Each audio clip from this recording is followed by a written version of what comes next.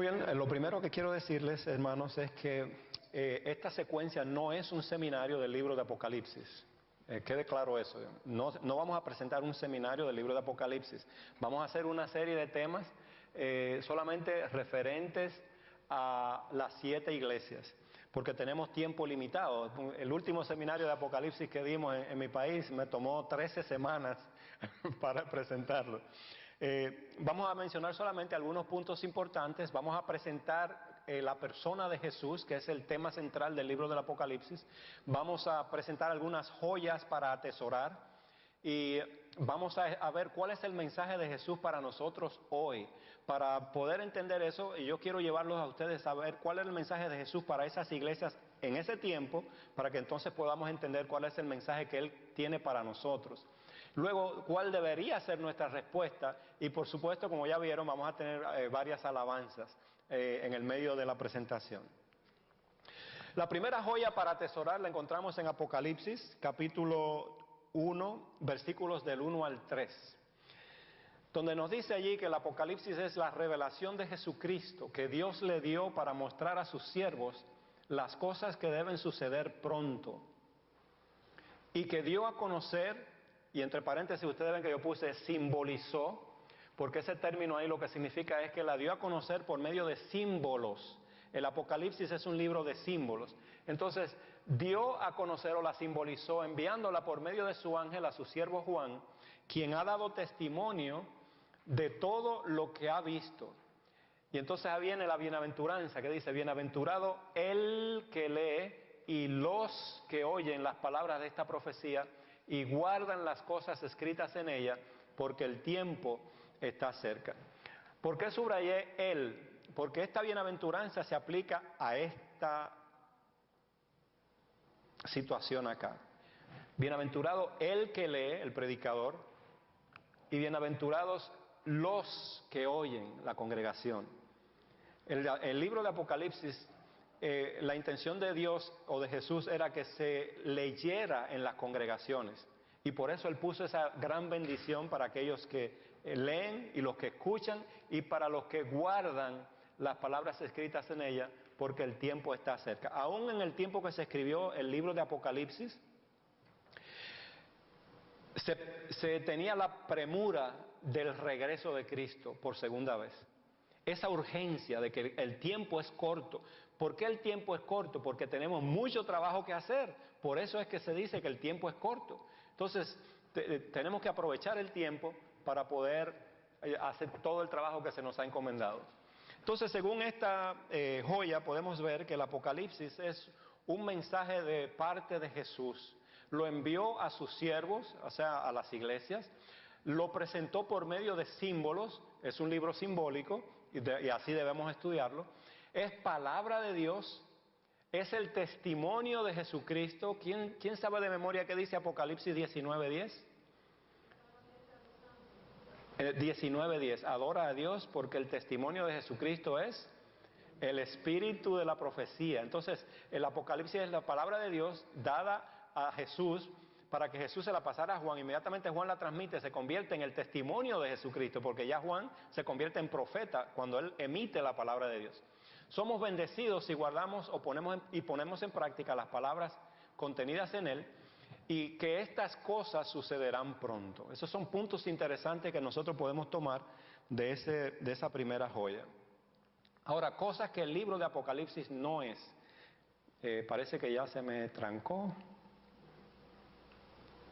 El libro de Apocalipsis no es un libro de terror, no es un libro de eventos catastróficos, no es un libro de monstruos grotescos. El libro de Apocalipsis es un libro de esperanza. Es un libro que ofrece paz y seguridad. Es un libro que es la revelación de Jesucristo y es el testimonio de Jesucristo, como ya explicamos. Gracias. Y encontré esta cita que fue escrita por John Paulien, es uno de los teólogos adventistas más renombrados en cuanto al Nuevo Testamento, y John Paulien escribió lo siguiente: a menos que permitamos que la importancia de Jesús y su cruz permee los símbolos del Apocalipsis, la interpretación que resulte no será una interpretación cristiana. No importa cuántas veces se mencione a Cristo en su explicación. ¿Escucharon eso?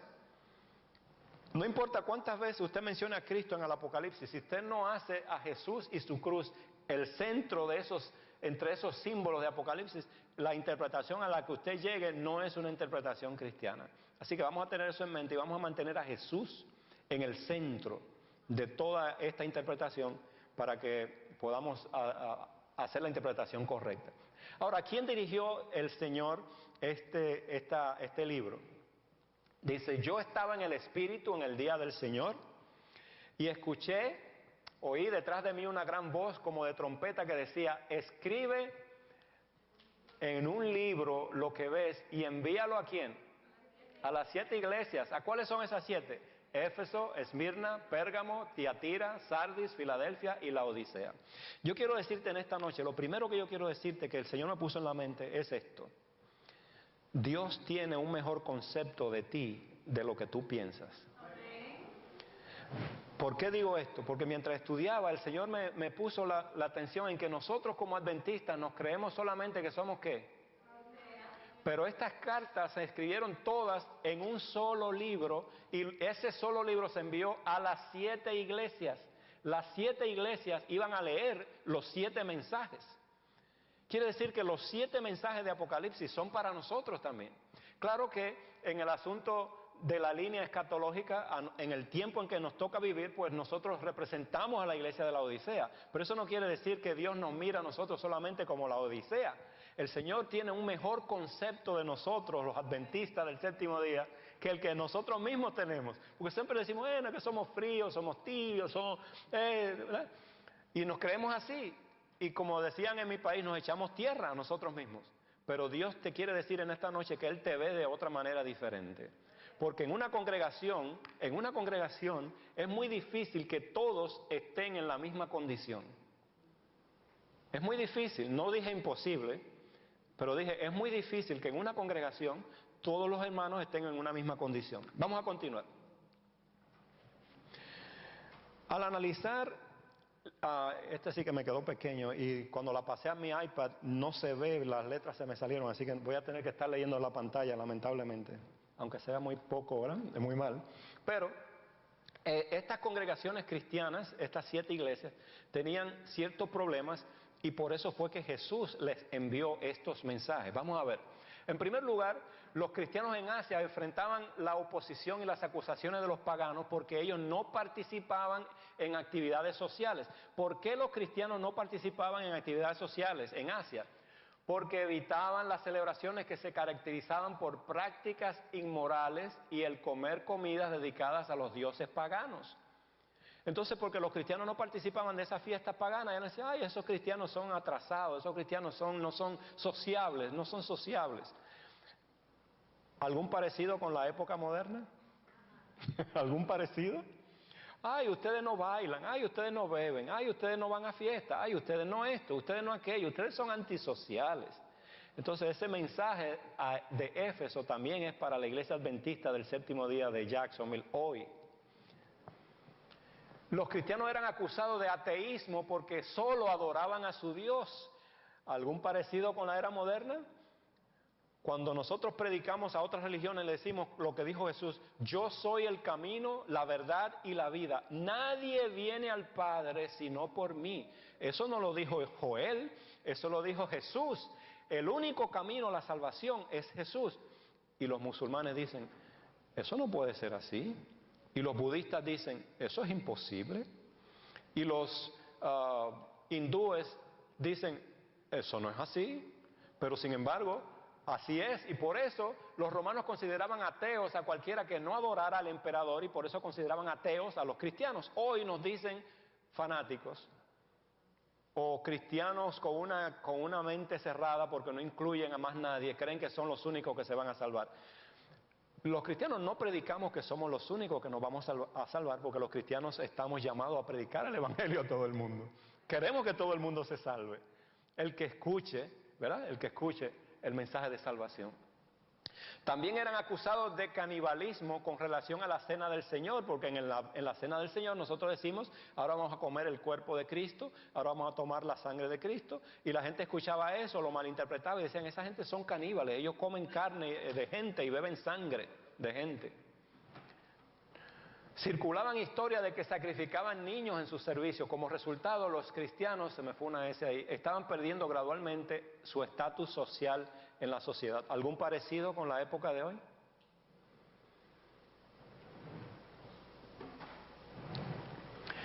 Número 2, las iglesias enfrentaron persecución. Una amenaza seria para la iglesia era el desarrollo del culto de adoración al emperador. Estos factores creaban una situación insegura en las iglesias y los creyentes se llenaban de temor sobre qué traería el futuro. Porque si usted no adoraba al emperador, lo consideraban una persona no grata, una persona atea, porque el Dios era el emperador en ese tiempo supuestamente, y lo perseguían. Podía ser echado a la cárcel, podía ser incluso muerto por causa de eso. Eso enfrentaba a la iglesia en aquel tiempo. Las iglesias sufrían por los conflictos con los judíos. Ustedes saben que la iglesia cristiana salió de la iglesia judía. Pero cuando los cristianos salieron, el cristianismo comenzó con esa rama, pero después de la guerra en el año 70, a los cristianos no lo dejaban entrar en la sinagoga. ¿Por qué? Porque no querían unirse a los judíos en la guerra contra los romanos. Entonces los judíos le decían, ustedes son unos cobardes, ustedes no quieren pelear por la libertad, ustedes son unos cobardes. Así mismo como le decían a Desmond Doss, cuando él decía que él no quería coger un arma en su mano. Que por cierto, la película de Desmond Doss sale ahora en noviembre, les invito a que la vean. Es un héroe adventista de la vida real. Después de la destrucción de Jerusalén, los judíos tenían 17 bendiciones que ellos recitaban cuando terminaba el culto.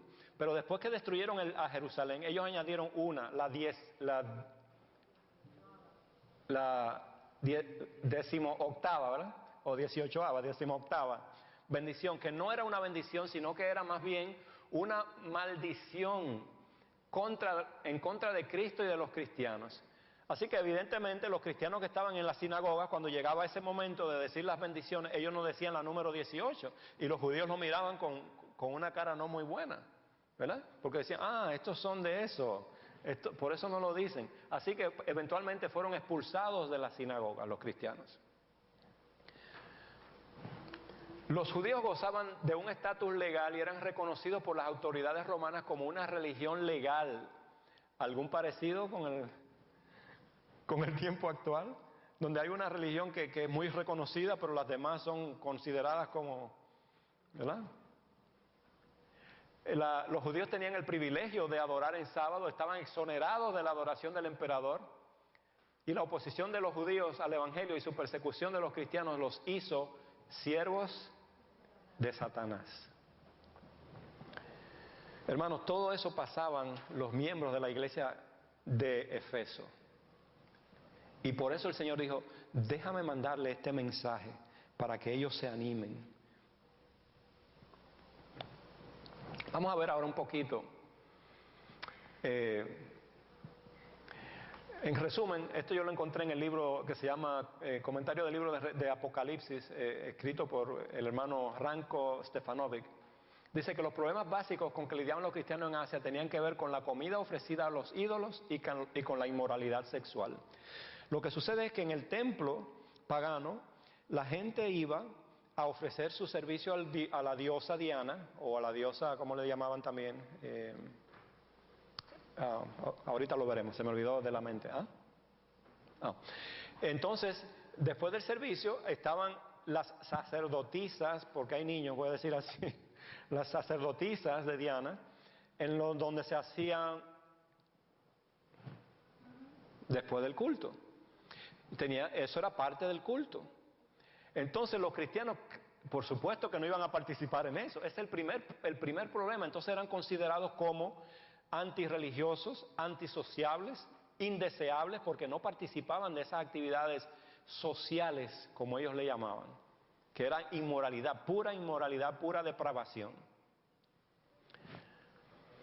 Vamos a ver un poquito acerca de la historia de la iglesia de Éfeso. ¿Han oído ustedes decir a veces, ay, bueno, es que el tiempo de ahora está tan difícil, la gente ahora está tan mala, hay tanta droga, hay tanto crimen, que es muy difícil predicar el evangelio? En estas ciudades que son tan avanzadas, hay tanta tecnología, la gente no hace caso. Les voy a demostrar que sí se puede. La ciudad de Éfeso estaba localizada como a unos 60 millas de la isla de Patmos, donde Juan escribió estas cartas. Pero en el tiempo en que Juan escribió el Apocalipsis, Éfeso era la ciudad principal y más grande de la provincia romana de Asia. Era un centro político, comercial y pagano religioso, famoso e importante. La ciudad también tenía 2 templos dedicados a la adoración del emperador. También era el centro de los Juegos Panionianos, cuando toda la población de la provincia se reunía en Éfeso a participar de esos juegos.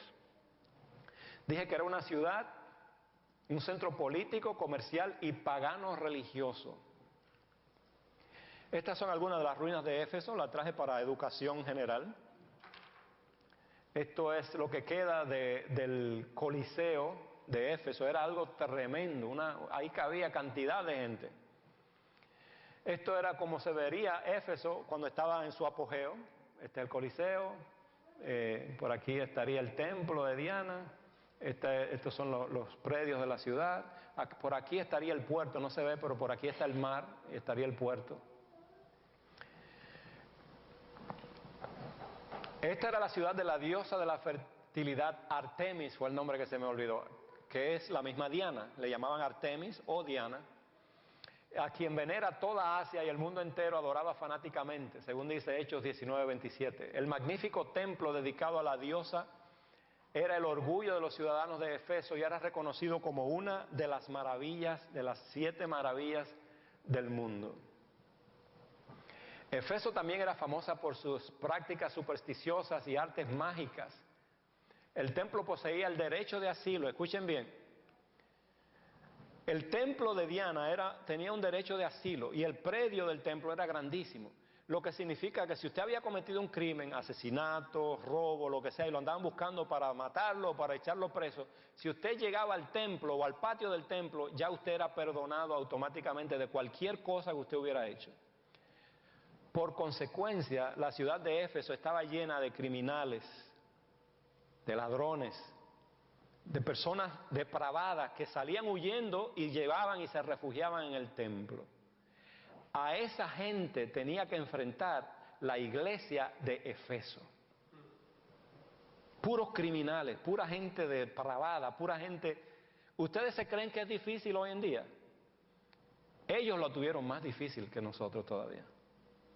Y a veces nos quejamos, ay pastor, pero es que la gente hoy en día, hermano, la gente de antaño también tuvo sus dificultades y el Señor les ayudó. Por eso Jesús envía este mensaje específicamente. Escuchen lo que les quiero decir, dice Jesús. Escúchenme bien, y comenzó y le dio el mensaje de esperanza. Así es como se vería el templo en su apogeo, ¿verdad? Era una obra de ingeniería maravillosa, algo asombroso. Pero los predios del templo eran enormes y ahí alrededor pues se pasaba todo lleno ya ustedes saben, de la peor clase de gente.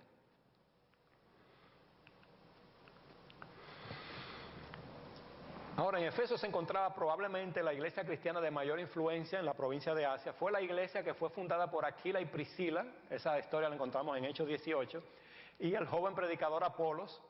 Pablo trabajó en Éfeso por unos 3 años, ¿recuerdan? En la historia de Hechos 20, ahí nos recuerda eso, Hechos 20:31. Y a esta iglesia fue la que Pablo dirigió la carta a los Efesios. Cuando usted lea el libro de los Efesios, Pablo le está escribiendo a esta iglesia que fundó Aquila, Priscila y Apolos. Fue en esta ciudad donde se ganaron algunas de las batallas más grandes del Evangelio. A pesar de la notoria reputación de la ciudad, la iglesia en Éfeso creció rápidamente. En una ciudad de criminales, malhechores, asesinos, la iglesia creció rápidamente. ¿Por qué sería?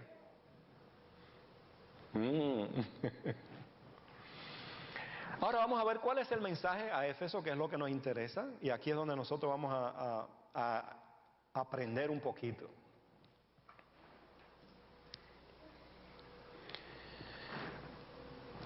Dice, Escribe al ángel de la iglesia en Éfeso, el que tiene las 7 estrellas en su mano derecha, el que camina en medio de los 7 candeleros de oro, dice estas cosas.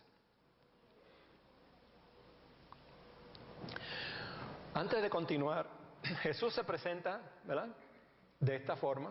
Dile a la iglesia que el que tiene 7 estrellas en su mano y el que camina en medio de los 7 candeleros le dice esto. ¿Por qué Jesús se presentó a la iglesia de Efeso como el que camina entre los 7 candeleros y como el que tiene las 7 estrellas en su mano? Vamos a ver qué significan estos símbolos.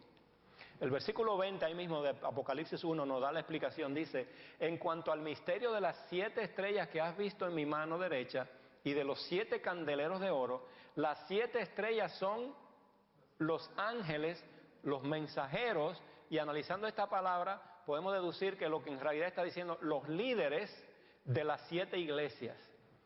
Y los 7 candeleros son las 7 iglesias. Vamos a volver atrás un segundito, porque ahora sabemos, las 7 estrellas son los líderes de las iglesias. Y los 7 candeleros son las 7 iglesias. Vamos a ir atrás entonces, vamos a ver qué fue lo que dijo el versículo que leímos. Escribe al ángel de la iglesia en Éfeso, el que tiene las 7 estrellas en su mano y el que camina, ¿cómo? En medio, el que tiene a los 7 líderes de la iglesia en su mano y el que camina por el medio de las 7 iglesias, el que se camina por dentro de las 7 iglesias, dice esto. En otras palabras, no tengan miedo. Yo los tengo a ustedes en mi mano y yo camino en medio de ustedes. ¿Usted cree que la cosa es dura? Jesús está contigo. ¿Usted cree que la cosa es difícil? Jesús te tiene en su mano.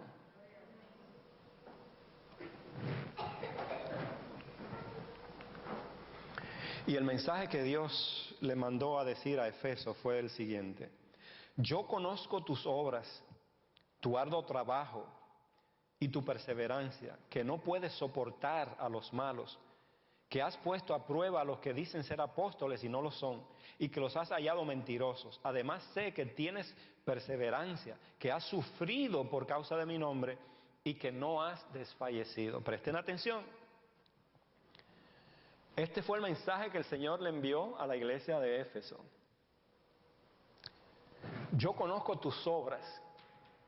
El Señor está hablando de nuestro carácter, nuestro testimonio, obras. El Señor conoce tus obras, tus acciones, tus comportamientos, tus hechos, cómo tú te comportas como cristiano. El Señor lo sabe. El Señor ve que tú estás caminando, que quieres caminar con Él. El Señor ve que tu intención es de ayudar a otros a conocer a Jesús. El Señor ve que tu intención es parecerte más a Jesús cada día. El Señor lo ve. Yo conozco tus obras, tu carácter, tu testimonio. También Él conoce nuestro servicio, nuestra abnegación. Cuando dice, conoce tu trabajo arduo, y esa palabra indica un trabajo extenuante, un trabajo fatigante. El trabajo del Señor a veces es fatigante. A veces yo le decía al pastor, por favor, deme un break, por favor, pastor. Cuando me proponían, ¿verdad? Yo decía, pastor, deme un break, porque el trabajo es extenuante, hermanos. El trabajo en la obra del Señor es extenuante. Pero el Señor lo conoce. El Señor sabe lo que tú haces en favor de Él. Sabe lo que pasas por causa del Evangelio. El Señor lo sabe. Él considera eso. Y Él valora tu esfuerzo, hermano. Así que no te desanimes. Él valora tu esfuerzo. Él conoce tu paciencia, conoce tu perseverancia, tu fidelidad y constancia, porque a pesar de los trabajos duros, a pesar de las dificultades del trabajo para Cristo, tú no te rajas, como dicen en México. Tú no te sales de la iglesia, tú no te rindes, tú dices, Señor, estoy cansado, pero para adelante. El Señor sabe eso y el Señor lo ve. Así que el Señor tiene un concepto de ti mucho más alto del que tú piensas que Él tiene de ti. Él ve tu carácter, tu buen carácter es la implicación aquí. Él ve tu gran trabajo, tu arduo trabajo. Él ve tu tremenda paciencia en sobrellevar las cargas y los trabajos y las dificultades y las persecuciones que tú sufres en el trabajo, en la vecindad, aún en la iglesia. Todo eso el Señor lo ve y Él lo entiende, y Él lo aprecia, y Él lo valora.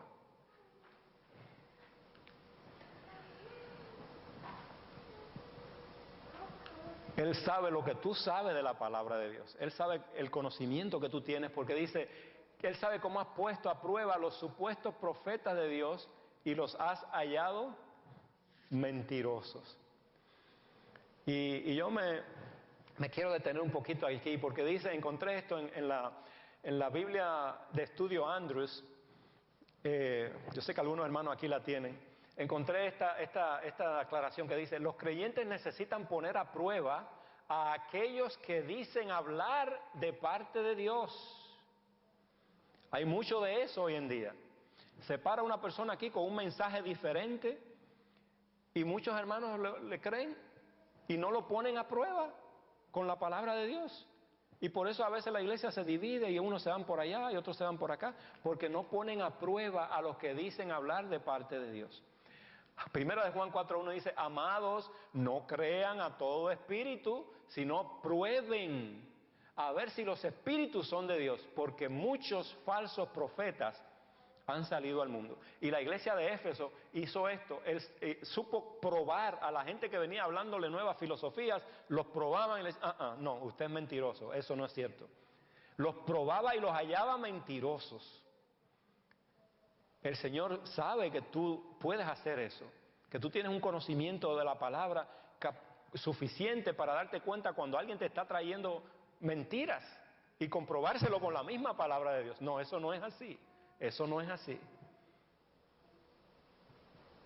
Y yo tengo que hacer una confesión, porque esto ahora viene en una connotación negativa con la próxima parte del mensaje. Yo he estado enfrascado en eso mucho últimamente. En hablar con ciertas personas y con la palabra de Dios probarle, mira, lo que tú estás diciendo no es lo que dice la palabra. Lo que tú dices que dice el espíritu de profecía no es lo que dice, mira lo que dice. Y he estado enfrascado en esa lucha tratando de ayudar a ciertas personas a que abran los ojos, a que no se dejen engañar. Pero lo que sucede es que hay un efecto secundario que el Señor nos advierte en hacer eso. Hay un efecto secundario que no es bueno. Él sabe el celo que tenemos, porque dice, no puede soportar a los malos. En el comentario bíblico adventista, en el tomo 7, dice, demasiado a menudo, ahora como en los tiempos antiguos, la iglesia tiende a tolerar, soportar, permitir o aceptar enseñanzas y prácticas malas o perversas en su medio, supuestamente en nombre de la paz. La iglesia en Éfeso iba a ser elogiada por hacer una distinción clara entre la verdad y el error, sea en doctrina o en la vida, y por tomar una posición firme contra el error. En este tiempo es muy sutil el engaño. Y el engaño se mete en la iglesia muy sutilmente. Y tenemos que tener muy en cuenta cómo tener tacto con una persona y cómo parar a una persona que quiere impulsar una teoría de error. Son dos cosas muy diferentes. Tener tacto con una persona nueva que llega a la iglesia, que no conoce, no es lo mismo que una persona que se sabe que es una persona de años en la iglesia y que trae una teoría torcida, ¿verdad? Ahora, aquí viene lo duro. Sin embargo, tengo contra ti que has dejado tu primer amor.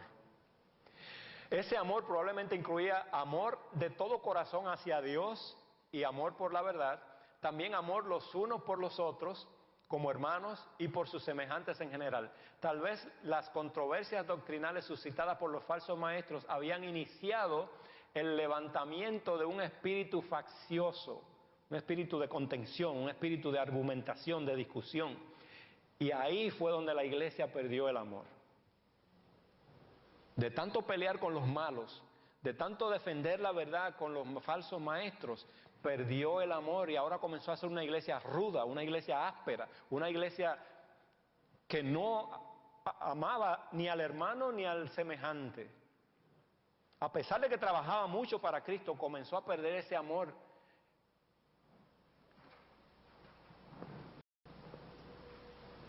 ¿Algún parecido? con el tiempo actual. A veces nos enfrascamos tanto en demostrarle al otro que está equivocado, que le hablamos con rudeza. Y yo creo que yo he sido culpable de eso y le he pedido tantas veces perdón al Señor. Porque lo importante no es demostrarle al otro que está equivocado. Lo importante es parar el error para que no entre a la congregación.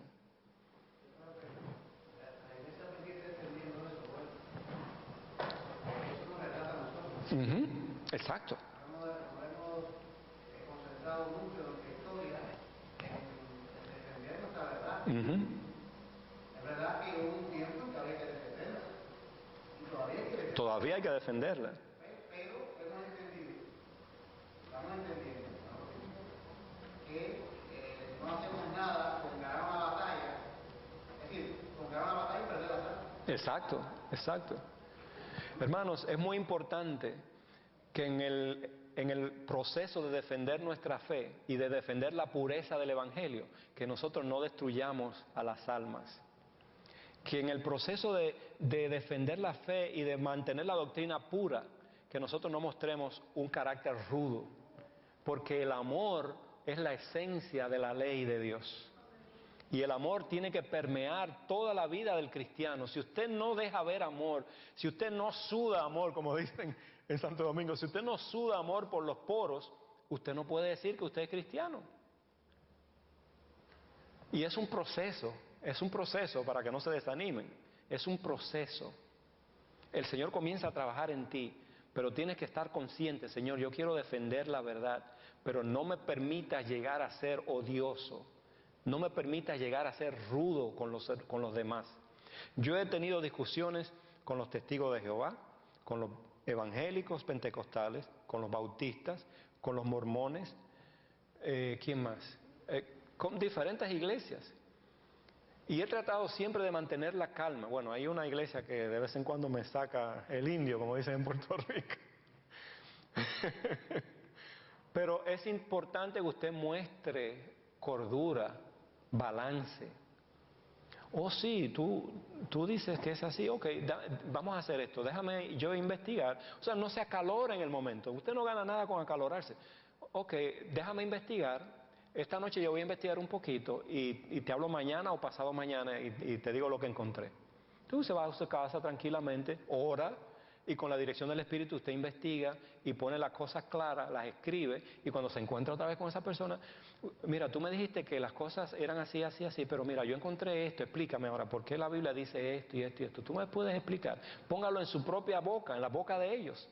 Tú me puedes explicar entonces por qué la Biblia aquí dice esto y esto y esto. O sea, hay formas. Exacto, lo más importante es el amor. Exacto, exactamente. Lo más importante es el amor.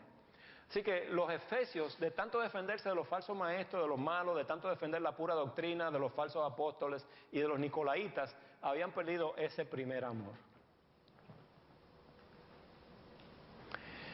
Recuerda, por tanto, de dónde has caído, le dice el Señor, y arrepiéntete. Y haz las primeras obras. De lo contrario, yo vendré pronto a ti y quitaré tu candelero de su lugar si no te arrepientes. El Señor está no dando una amenaza, el Señor está dando una advertencia. Oye, mira, perdiste el primer amor, ¿por qué no te arrepientes? ¿Por qué no comienzas a hacer las primeras obras que hacías antes? Porque si no lo haces, yo voy a tener que quitar tu candelero. El candelero es símbolo del Evangelio, porque es como símbolo de luz, la luz del Evangelio, ¿verdad? La luz de Cristo, la luz del Evangelio. La Biblia no enseña, esto es algo interesante que encontré, el Señor dice, si no lo haces te quitaré el candelero. La Biblia no enseña que una vez salvo, siempre salvo. Porque el Señor dice, si usted no se arrepiente, yo le voy a quitar su candelero, lamentablemente. La fe y el amor deben ser cultivados continuamente. Eso también lo encontré en la Biblia de Estudio Andrew, hermano. Tremenda herramienta. Tremenda herramienta. Muy bien. Nosotros hemos sido llamados a ser portadores de luz. El talento, esto lo encontré en Review and Herald, pero en Maranata, el Señor viene, página 226, párrafo 1. La pluma inspirada dice, el talento o una experiencia prolongada no transformarán a los hombres en canales de luz, escuchen bien, a menos que se coloquen bajo los brillantes rayos del sol de justicia y sean llamados elegidos y preparados mediante la gracia del Espíritu Santo. No es la experiencia, no es cuántos años yo tengo en la iglesia, es cuando nos ponemos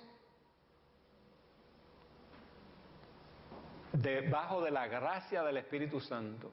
Cuando los hombres que manejan cosas sagradas se humillen bajo la poderosa mano del Señor, el Señor los ensalzará, los transformará en hombres de discernimiento, hombres ricos en la gracia de su Espíritu. Verán sus rasgos de carácter ásperos y egoístas y su obstinación a la luz que emana de aquel que es la luz del mundo. Porque si no, dice Jesús, vendré pronto a ti y quitaré tu candelero de su lugar si no te hubieres arrepentido. Encontrarás al Señor si lo buscas con todo tu corazón.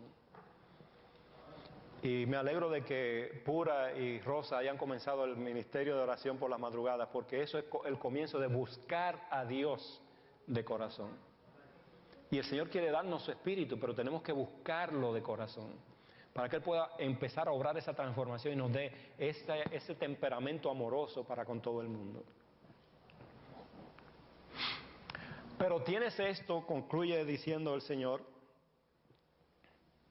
que aborreces los hechos de los nicolaitas, que yo también aborrezco. Aquí dice, no sabemos, en realidad hay una tradición que dice que esa secta fue iniciada por uno de los diáconos de la iglesia primitiva que se llamaba Nicolás, pero no se sabe a ciencia cierta. Pero en el siglo II, por lo menos, los adherentes a esta secta parece que enseñaban que las acciones u obras de la carne no afectaban la pureza del alma y por consiguiente no tenían ningún efecto en cuanto a la salvación. ¿Algún parecido con la época moderna? Tú puedes hacerle todo, eso no te afecta a tu alma. Había una secta que surgió por ahí que predicaba eso, que Romanos dice que no hay pecado, ya no hay pecado, ya no hay pecado. Hermanos, a la ley y al testimonio, si no dijeren conforme a esto, es porque no les ha amanecido. Y Jesús termina diciendo, el que tiene oído oiga lo que el Espíritu dice a las iglesias, al que venza, y la forma de este verbo lo que dice es, al que continúe venciendo, o sea, es un acto de vencer continuamente, es una batalla diaria, es una lucha contra el enemigo todos los días, tenemos que mantenernos en victoria, por eso los hermanos pentecostales cuando usted dice, ¿cómo está hermano? En victoria, así es que tenemos que estar, en victoria, venciendo continuamente, venciendo continuamente, el que continúe venciendo le daré de comer del árbol de la vida que está en medio del paraíso de Dios. ¿Qué significa si usted come del árbol de la vida? ¿Qué tiene? ¿Qué tiene?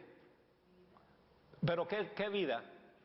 Vida eterna. El Señor te está ofreciendo la vida eterna. Al que continúe venciendo, al que se mantenga en victoria, le voy a dar la vida eterna. Le voy a dar a comer del árbol de la vida que está en el paraíso de Dios. Vamos a cantar este himno, hermanos, para que nos motivemos a nunca rendirnos, a nunca dejarnos vencer por las dificultades de esta época moderna y las persecuciones en el trabajo y las persecuciones en la iglesia. Que nunca nos dejemos vencer, sino que continuemos nosotros venciendo, que nos mantengamos en victoria en el nombre de Jesús.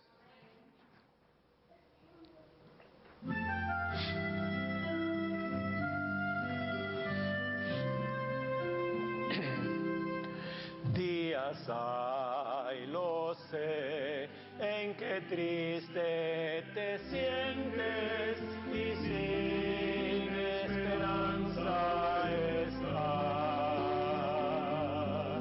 pero existe un Dios que promete ayudarte y fuerzas tu alma tendrá. Te rindas, Cristo ya viene y su rostro pronto verás. Nunca te rindas, Cristo ya viene, nos llevará a su Este mundo cruel no será para siempre.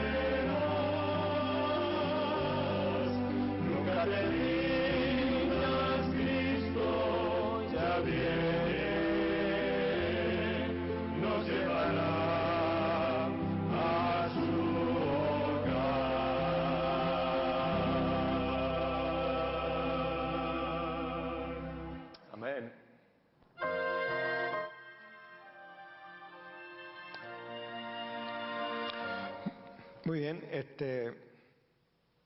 para terminar quiero darle 2 joyas para atesorar y luego vamos a cantar el próximo himno para terminar.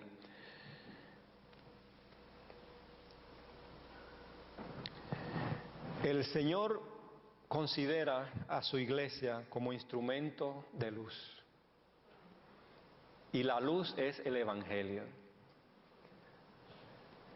El Señor considera a su iglesia como algo muy valioso, porque esos candeleros no son de hierro, son de oro. El Señor camina entre las iglesias, las cuida, las protege, las inspira, las motiva. El Señor tiene a los líderes de las iglesias en sus manos y también a ti.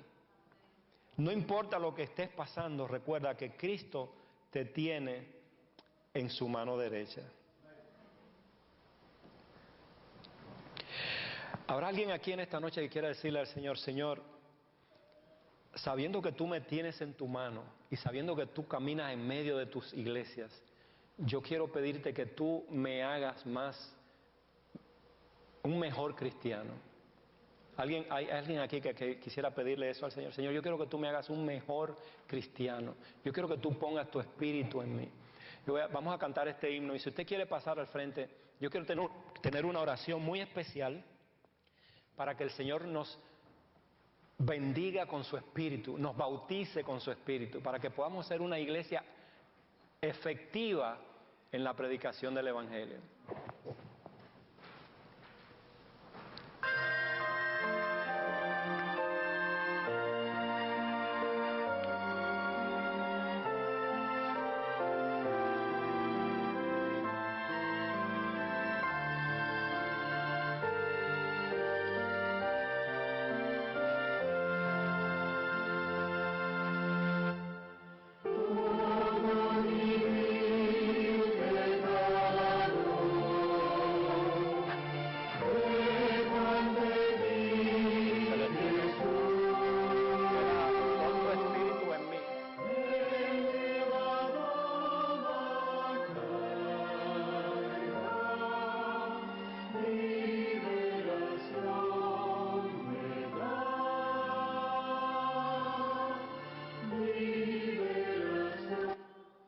Pon tu espíritu en mi alma.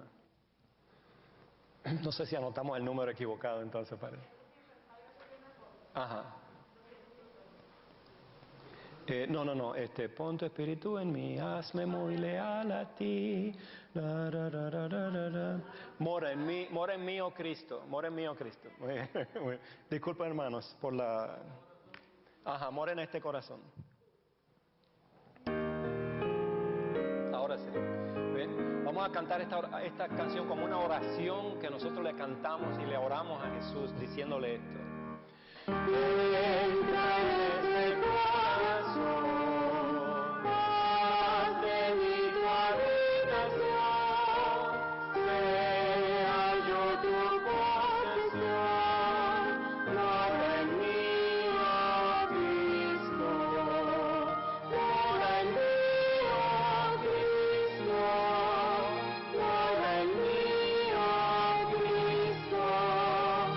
Entra en este